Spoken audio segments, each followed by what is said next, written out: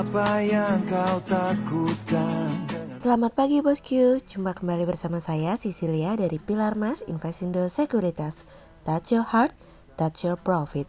Nah, seperti biasa kita akan mulai saja nih market review kita hari ini, Jumat 23 April 2021 dengan episode Teruslah Bermimpi. Maka dari itu jangan kemana-mana ya bosku, tetap di channel Pilar Mas Investindo Sekuritas. Touch your heart, touch your profit. Pionir Sekuritas Channel di Indonesia. Walau kenyataannya jauh berbeda. Seperti biasa kita akan mulai dari Global Economics Calendar.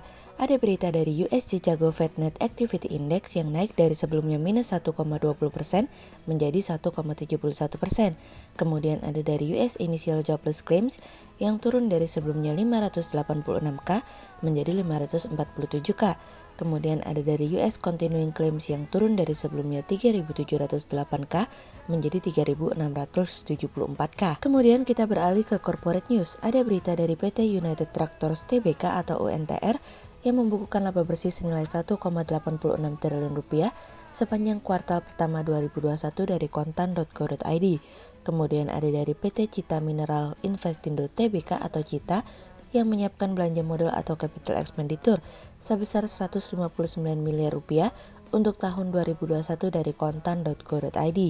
Kemudian ada dari PT Adikarya Tbk atau ADI yang berhasil mengantongi kontrak baru sebesar 3 triliun rupiah di kuartal 1 2021 dari kontan.co.id. Kemudian pada perdagangan hari Kamis tanggal 22 April 2021, IHSG ditutup menguat sebesar 0,9 poin atau 0,02% ke level 5.994. Sektor aneka industri, infrastruktur, pertambangan, keuangan bergerak positif dan menjadi kontributor pada kenaikan IHSG. Sementara investor asing mencatatkan penjualan bersih sebesar 146 miliar rupiah. Kemudian kita akan masuk ke market review kita hari ini. Cerita hari ini akan kita awali dari halu versus realita. Pada akhirnya penantian akan pertemuan Bank Sentral Eropa yang kita nantikan usai juga nih bosku.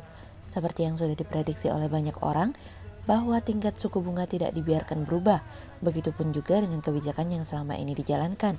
Presiden Bank Sentral Eropa Christine Lagarde bahkan mengatakan pada pertemuan kemarin tidak membahas penghentian pembelian obligasi darurat secara bertahap meskipun Bank Sentral melihat bahwa perekonomian mulai pulih dari tekanan virus corona. Secara risiko jangka menengah, Bank Sentral masih melihat bahwa pertumbuhan masih dalam keadaan seimbang, namun Lagarde menolak untuk menerima saran apapun yang berhubungan tentang pengurangan stimulus karena bagi Lagarde diskusi seperti itu merupakan sesuatu yang terlalu dini. Data perekonomian yang masuk dari Eropa dinilai menunjukkan aktivitas perekonomian telah berkontraksi kembali pada kuartal pertama tahun ini, namun akan mulai kembali mengalami pertumbuhan pada kuartal kedua. Oleh sebab itu, Lagarde masih akan mempertahankan program stimulus yang selama ini diberikan. Dewan Pemerintahan sendiri mengkonfirmasi bahwa program pembelian obligasi senilai 1,85 triliun euro atau 2,23 triliun dolar masih berjalan dengan tingkat kecepatan yang tinggi pada kuartal 1. Mereka juga berjanji untuk tetap memberikan pinjaman jangka panjang agar kredit tetap mengalir ke bisnis dan rumah tangga. Pertumbuhan ekonomi di kawasan Eropa memang membaik, namun terlihat lambat dan inkonsistensi dengan perbaikan ekonomi. Memang pemulihan tidak selalu berjalan dengan mulus, apalagi distribusi vaksin di Eropa memang terlihat lebih lambat dibandingkan China dan Amerika. PMI service masih berada di bawah 50, yang tentu kami harapkan pada kuartal 2 2021 bisa mengalami kenaikan hingga di atas 50. Fokus utamanya bukan lagi sekedar memberikan stimulus saja nih bosku, tapi sejauh mana Bank Sentral Eropa melakukan dorongan terhadap percepatan pemulihan ekonomi. Bank Sentral Eropa sendiri sejauh ini terus meningkatkan pembelian asetnya pada bulan lalu untuk menahan penjualan obligasi US Treasury, yang dimana hal tersebut juga bagian dari proses pemulihan ekonomi Eropa. Nah, kenaikan US Treasury yang mengalami kenaikan seperti kemarin itu bosku, ternyata hal tersebut juga menimbulkan resiko bagi aktivitas perekonomian Eropa. Pasalnya nih, imbal hasil tersebut digunakan sebagai referensi untuk biaya pinjaman bank kepada perusahaan dan rumah tangga. Untuk kebijakan kecepatan pembelian obligasi itu sendiri, Lagarde menyampaikan bahwa penilaian tersebut didasarkan atas seluruh perhitungan spektrum dan prospek inflasi. Namun, beberapa proyeksi sudah menyampaikan nih bosku, bahwa Bank Sentral Eropa ada kemungkinan akan mengurangi laju atau nilai pembelian obligasi pada kuartal 4 2021 yang akan dilanjutkan hingga 2022 mendatang.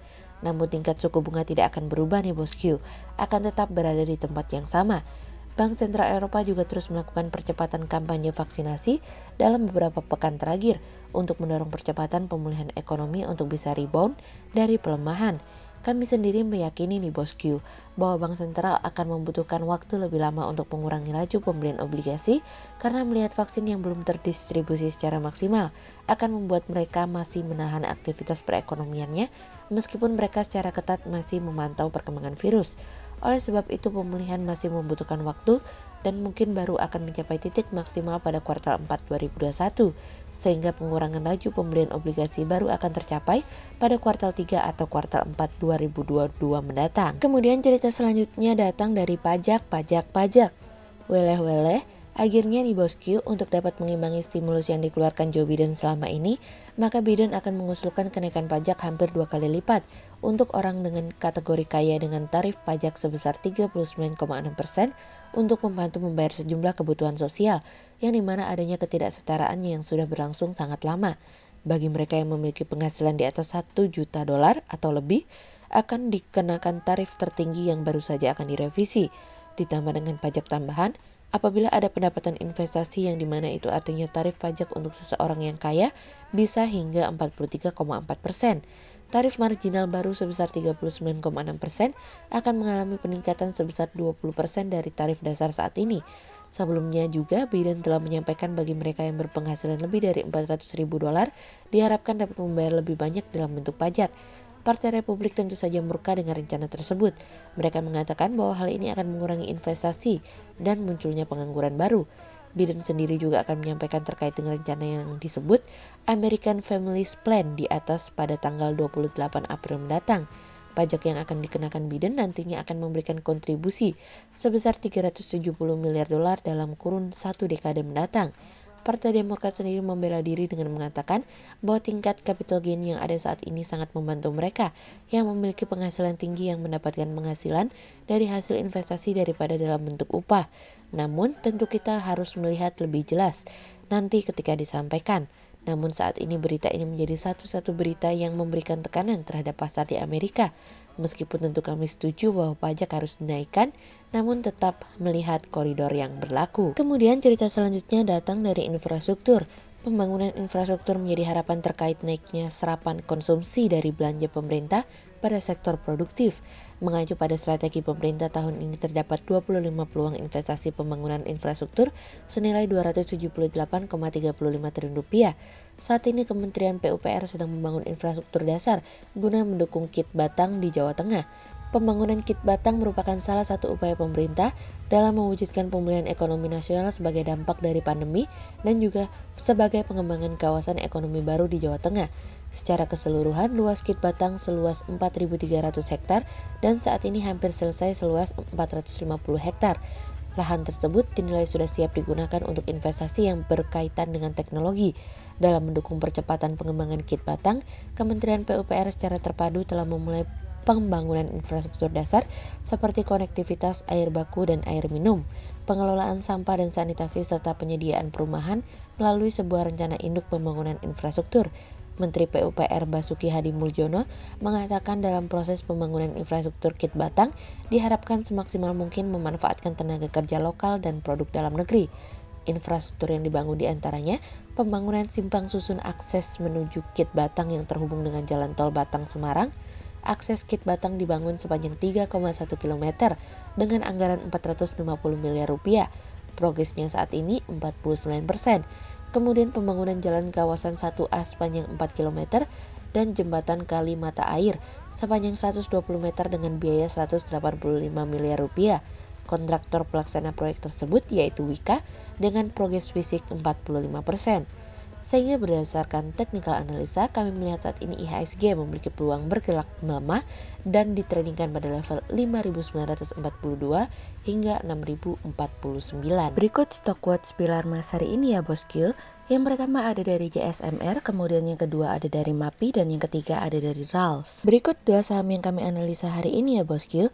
Yang pertama ada dari ASI atau PT Astra International Tbk yang mencetak pendapatan bersih konsolidasian sebesar Rp51,7 triliun sepanjang pada kuartal pertama tahun 2021. Sepanjang kuartal 1 2021, perusahaan mampu membukukan pendapatan bersih sebesar 51,7 triliun rupiah. Namun pendapatan tersebut mengalami penurunan sebesar 4% jika dibandingkan dengan periode yang sama di tahun lalu.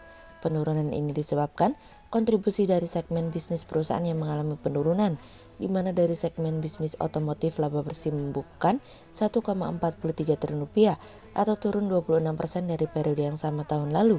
Segmen bisnis alat berat pertambangan, konstruksi, dan energi berkontribusi 1,09 triliun rupiah atau meningkat 3%. Segmen jasa keuangan laba bersih sebesar 985 miliar rupiah atau 30% lebih rendah dari kuartal 1 2020. Sehingga berdasarkan technical analisa dalam tren pada jangka waktu short term berpotensi untuk bearish dengan target 5.000 dan tingkat probabilitas sebesar 48%.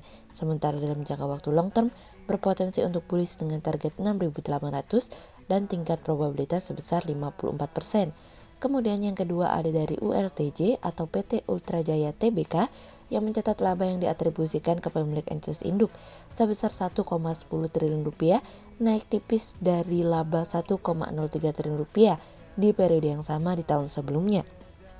Perusahaan di tahun 2020 membukukan kenaikan laba sebesar 6,53% pada 2020 menjadi 1,09 triliun rupiah dari sebelumnya 1,03 triliun rupiah. Kenaikan laba tersebut dikarenakan perusahaan mampu menekan beban perusahaan di saat pendapatan mengalami penurunan. Penurunan beban usaha menjadi 864,26 miliar rupiah dari 1,08 triliun rupiah. Sepanjang tahun 2020 perusahaan membukukan turun menjadi 5,97 triliun rupiah dari 6,22 triliun rupiah. Sehingga berdasarkan technical analisa dalam tren pada jangka waktu short term berpotensi untuk bearish dengan target 1.400 dan tingkat probabilitas sebesar 50%. Sementara dalam jangka waktu long term berpotensi untuk bullish dengan target 1.950 dan tingkat probabilitas sebesar 56%. Berikut kami akan menampilkan 40 saham pilihan dari Pilar Mas. Mimpi jauh membawa kita.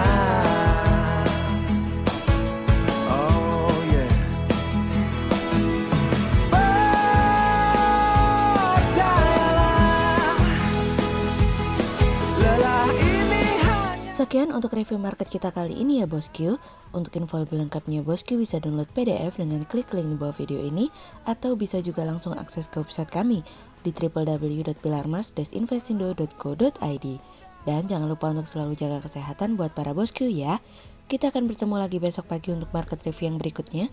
Jadi jangan lupa like, subscribe, dan tonton terus channel Pilar Mas Investindo Sekuritas. Touch your heart, touch your profit. Pionir Sekuritas Channel di Indonesia.